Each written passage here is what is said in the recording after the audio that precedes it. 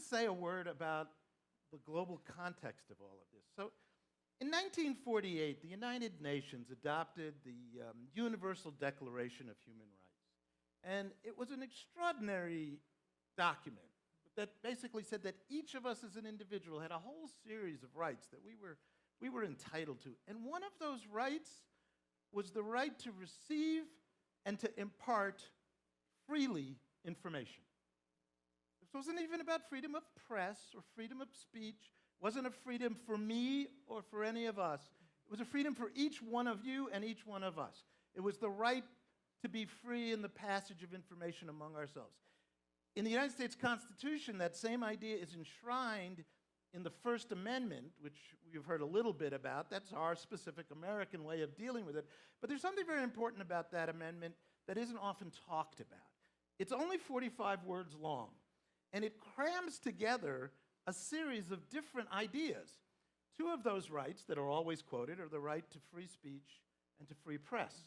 But they are immediately adjacent to, in the same sentence, the right to assemble and the right to petition your government for a redress of grievances. So in other words, both the United Nations and the founders of the United States understood that the right to information and the right to form opinions and govern yourself and to be individually free in the context of a state, we, as providers of information, were essential to that. And I think it's important in these days because these days are scary in many ways. And one of the ways in which they're scary is that in 1948, these rights were an aspiration. They were not universally available across the world. Many parts of the world, they were only a dream. As we've heard here today, the Soviet Empire was hardly a place where free information was available. Well, the sad thing is that all these years later, there's still an aspiration in much of the world, and there are many places where we've gone backward. And the only real protection to these rights is you. It is ultimately the citizens demanding that free information, independent information, be made available to them that protect our rights to do the work we'd like to do. And I think our friend the penguin here really does illustrate what journalism feels like these days. But I just want to point out one thing. He's battered, he's bruised, but he's still standing. And he's standing because of you and of all the people who want him to keep doing his job. So I just wanted to set in context all of what you've heard these last 2 days. And I really appreciate your being here to hear us. Conta pra gente a coordenação da rede. Vocês têm um manual de redação, tá ouvindo? É para que todos sigam. Qual é o nível de colaboração e de independência de cada estação? Há um treinamento que vocês oferecem para os jornalistas de cada emissora? Como é que funciona isso? Yeah, it's a great question and a very important one. And I'll preface it with one little piece of interesting history. So many years ago, when Ronald Reagan was president, he traveled to Moscow. And he gave a very famous speech at Moscow University, actually to a group of students. And in that speech, he started to talk about the great qualities of America. This was Reagan's favorite subject, of course. And one of the things that he called out as a strength, even though he personally didn't love the press, he called out as a strength in the United States the multitude of locally owned newspapers and television stations. And he was right about that. It's a great asset to have people close to the ground who actually understand their communities. And we look at our network in that same way. These stations are very much, every one of them is owned by a local organization. In some cases, it's a university. In some cases, it's a private group that is formed for the specific purpose of owning the radio license and forming a newsroom. And so they really do have they're independent of everything. I mean, they're independent of us in a sense, but they're also, more importantly, they're independent of any particular interest or political pressure in their community or in the country. And they really understand their neighborhoods and their communities. So we see that as a huge asset. The challenge, of course, is the other part of your question. When you're that distributed and when you're that diverse in your ownership, you do have to put a lot of effort into trying to get everybody onto basically the same page about your standards, about what makes something quality or not. And we've actually embarked, this has been part of the system the whole time, but we've actually launched a new effort which we call the culture of journalism. And the goal of this culture of journalism effort is to replace command and control, which frankly with 263 members, I'm not sure what command and control would even look like in that kind of a system, but it's to replace the idea that there's some editor watching over everything with a system where everybody has a shared basis of values. And we all know, because we live and work in newsrooms, a shared basis of values doesn't mean that everybody will agree on things, but it does mean that the work that comes out will have a certain commonality of quality and responsibility, of accuracy, of the rules of the road. And we believe, and we're going to find out, but we believe that by creating this shared commonality of culture, you can actually eliminate a lot of the command and control. And in a digital age, that's particularly important because there's essentially an infinite universe of people to reach and content to distribute. And if we tried to create a system where we tried to edit every piece of it to make sure it met every one of our standards, we would never get the job done. So it's an approach that I think is particularly appropriate for this age. Eu lembro muito, logo depois da eleição, do que o Trump foi eleito nos Estados Unidos, de um comentário que você fez sobre como que o ouvinte da NPR não tinha se surpreendido com o resultado, muito pelo que o Gandour tinha falado, dessa questão da capilaridade da cobertura de vocês. Eu queria que você comentasse um pouco sobre isso, não sei se você quer passar o áudio. So, as you know, the 2016 election was a rough period for journalists in many ways. I don't know if he sustained all his injuries there, but some of them anyway. And we had, during the course of the election, I had on several occasions gone on one of our programs, which is hosted by an extremely talented journalist named Michelle Martin. And Michelle and I actually have a bit of a backstory. She and I covered the 1988 presidential election together. So we had a certain long-term view about things that were going on. Anyway, the morning after the election, when Donald Trump was president-elect, she came over to my office, which is right across a kind of footbridge from where her studios are. She came over to my office and says, "You have to go on this weekend and talk about what the election really means." Now, I hadn't slept in 2 days.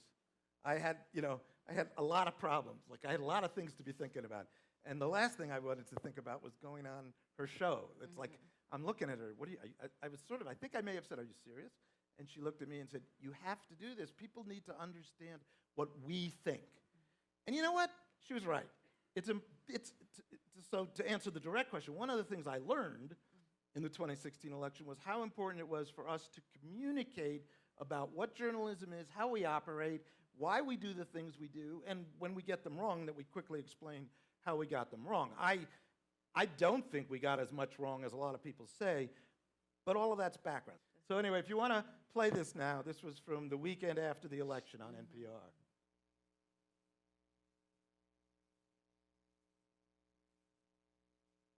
Journalism has been taking it on the chin.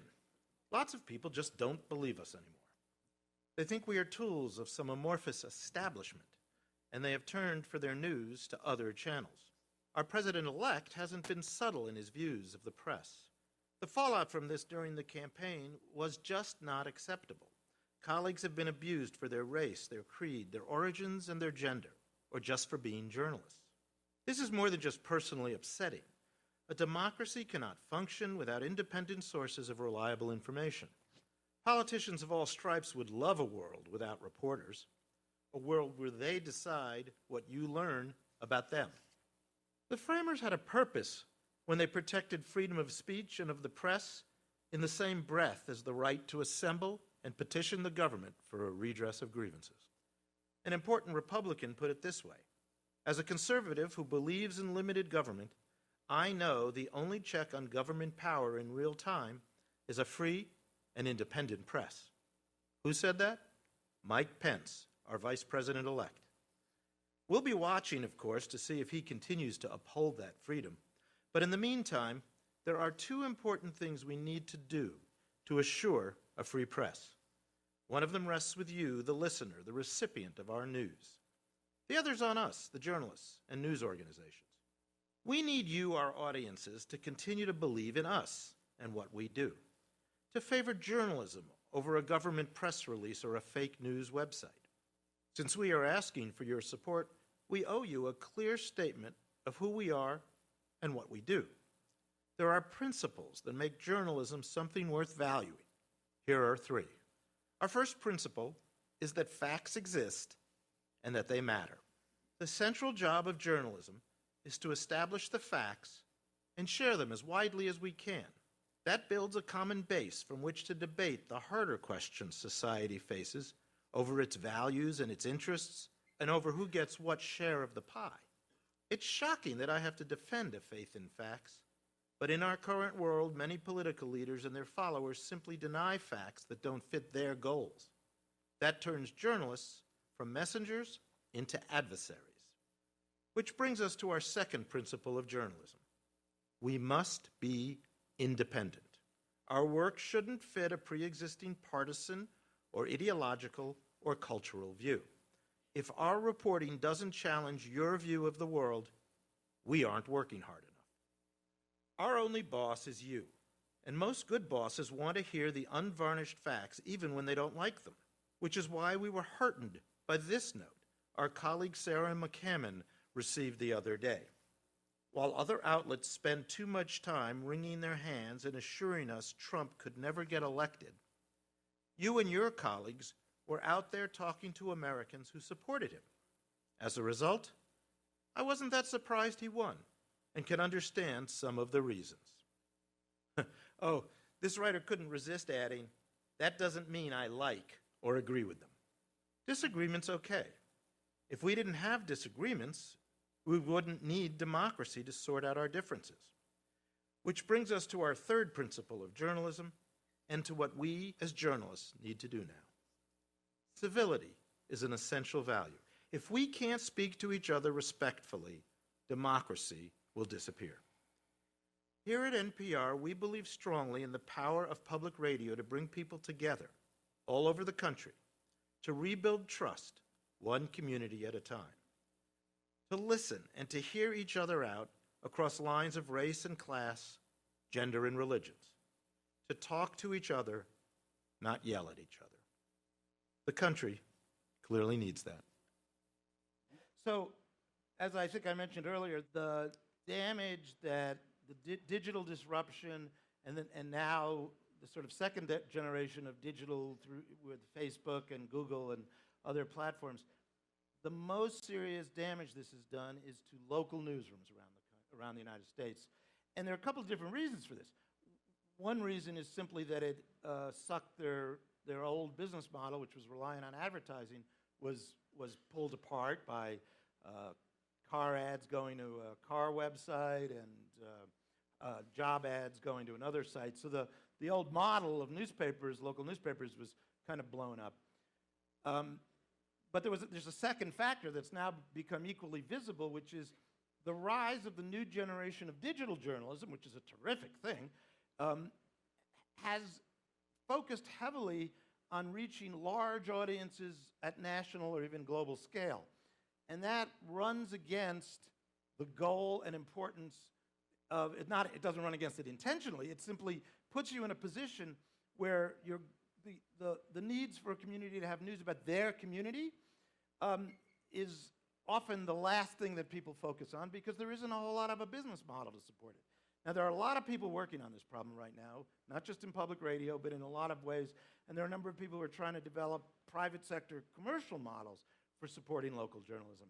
And we're very committed to being part of that solution. So I think that the rise of digital and social media have actually been directly connected.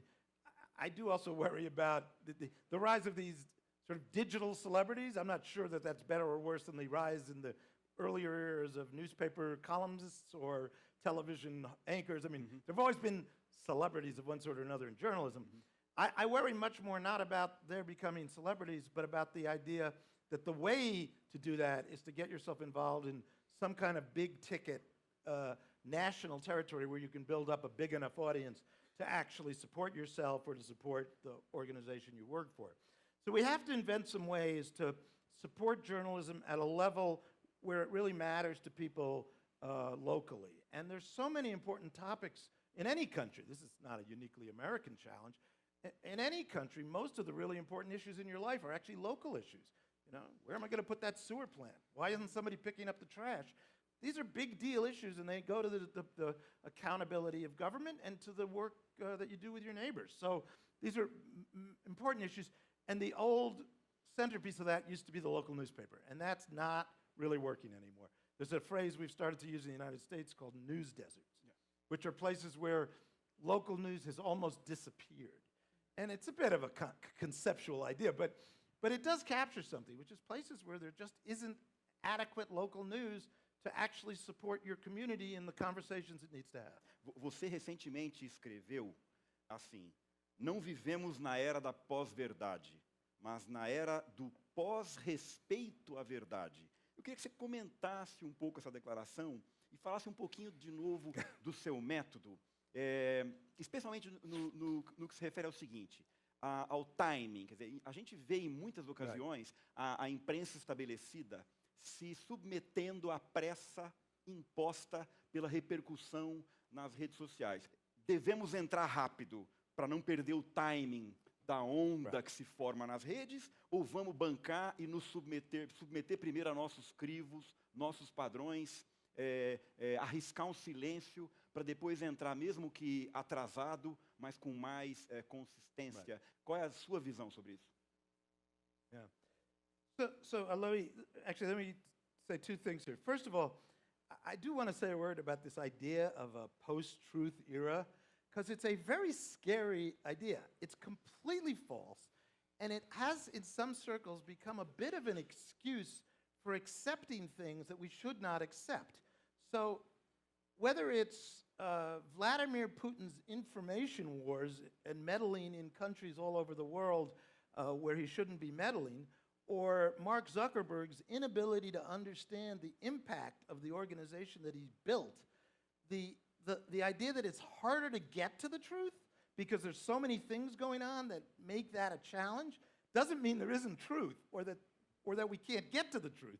It just means that a lot of things are happening that are a challenge. And I find that the discussion of post-truth as if it were some kind of outside force, separate from human existence, that was now imposed upon us, and that's just utter nonsense. It's things that we did, we, human beings. I'm sorry, nobody in this room invented Facebook, but I mean, we made this happen, and if we can make it, we can figure out ways to survive it. But it requires us to accept that it's ours, that we did it, we, all of us together, whether it was the FSB or Facebook or Google, these are all things happening. We are inflicting these wounds on ourselves as a human race. So I really object to that idea of a post-truth society. So that was part of it. Now you get to the harder part, which is, so in the day-to-day reality of what it means to be a journalist in the world, how do we stick to our standards, and how do we operate in a way that we don't become just more part of the problem? And of course, every time we put something out there that's half done or inaccurate or screwed up, we make the problem worse. We make it harder to get at the facts. We make it harder to get fundamentally to the truth. I don't think we do any service to be fast and wrong. I don't know what we do for people when we do that, especially in a world where it's already out there 100 other ways fast and wrong. I think what people come to us now for as news organizations, the value of journalism versus just random information. There's no shortage of information in the world. What there is a shortage of accurate, verified, contextual, thoughtful journalism and other kinds of verified information. And that's the value we bring. So I actually think the first thing we undermine by not upholding our standards is ourselves. Você acredita que as parcelas melhor, enfim, informadas ou próximas dessa questão vão começar a reconhecer melhor isso e os modelos de financiamento baseados em cobrança do público, como todas as organizações estão tentando hoje, serão bem-sucedidos ou vão melhorar? Well, here's what I worry about. I think there's no question that a model, call it a subscription model, is making a resurgence in the United States. Even our model is essentially a subscription model. It's just we only charge you for the subscription after you've gotten to read it. But it's essentially, membership, the audience-supported model. And I think that will become much more prevalent and important in the United States, as, by the way, it has been all along in Europe, for example, where the audience always paid a higher share than the advertisers, for example. So, and I think that's a good thing. The problem, which we have not yet cracked, but which I think some of what we're trying to do in public radio, is that is a model that creates an income test. Now, that income test isn't horribly severe, but if you're a poor person barely getting by and you're holding 2 jobs and you're trying to get to work and you're taking the early bus and working late, even that amount of money for your subscription to the Wall Street Journal is money. So I think we have to be alert to the distinction between the necessity to build models that support the journalism, which costs money, and the importance of the mission that we do as journalists to help the society answer its questions and address its problems. Eu queria que você comentasse pouco essa nova era de ouro de rádio que tem se falado, impulsionada pelos podcasts, tem feito muito sucesso, e tem 2 perguntas nesse comentário que eu queria te fazer. A rádio pública ofereceu um modelo para esses podcasts? A rádio pública americana tem essa tradição de rádio pública oferecer esse modelo? E segundo, o sucesso dos podcasts exige uma resposta de vocês? E que tipo de resposta? So there's a couple of questions here. So first of all, the idea that we're both more successful than we've ever been and also in a more competitive space than we've ever been is, in a sense, a summary of what's happened to media in general and what's happened to journalism. So in the original medium of public radio, NPR, public radio, we have right now the largest audiences in the history of public radio, that 40 million that I showed you on the board. We are the dominant force in news and talk radio in the country. We have the #1 and #2 shows, Morning Edition and All Things Considered. So we've never been more successful if you just look at the space of radio. The problem is no journalism organization can any longer exist in one space. No newspaper can just be a printed paper. No radio network can just be a radio network. So we now operate in a whole range of other ways. We have NPR.org, which is essentially a digital news site. We have NPR One, which is a way of distributing both audio from the radio and podcasts in a digital format on your mobile phone. That's NPR One. You can download it now. I can wait a minute, in fact, if you want to do it while I'm in. Anyway, we have, and these things are in totally new relationship to the rest of the competitive world. So the radio, on the radio, those people still listening to radios, which is still a large number of people, we're doing fabulously well. But that woman I showed you with the mobile phone, the minute you move to that new platform, I'm competing with everybody. I'm head-to-head competing in the space of podcasts and in the very specific space of daily news podcasting. My direct competitor is the New York Times. Now, it is true that many, many, many years ago, the New York Times owned a radio station. But they got rid of it because they didn't want to be in radio. They actually sold it to public radio. It's now part of New York Public Radio.